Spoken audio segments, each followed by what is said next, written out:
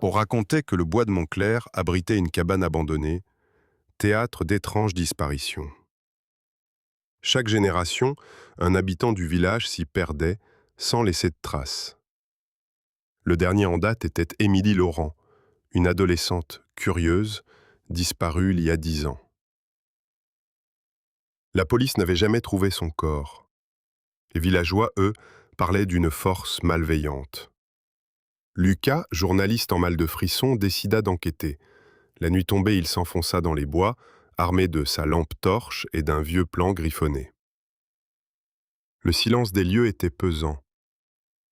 Les branches tordues ressemblaient à des bras tendus vers lui. Après des heures de marche, il la trouva, la cabane, étrangement intacte, malgré les décennies. Lucas poussa la porte. L'intérieur était glacial. Les murs pourris semblaient murmurer.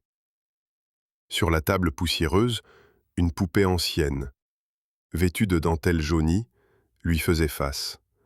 Soudain, la lampe grésilla et s'éteignit.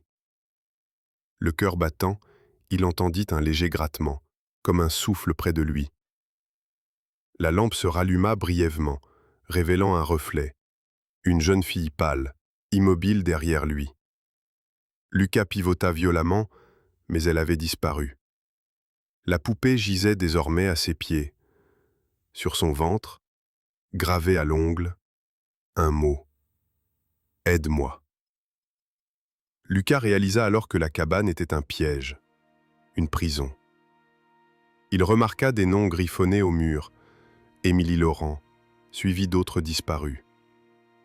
Et juste sous ces noms, son propre prénom. Ses jambes tremblèrent. Une voix enfantine s'éleva derrière lui.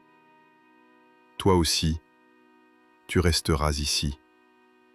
Lucas hurla tandis que les murs se resserraient.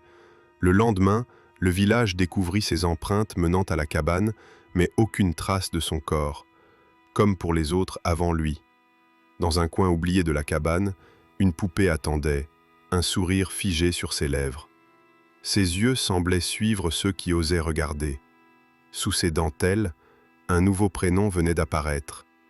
Lucas.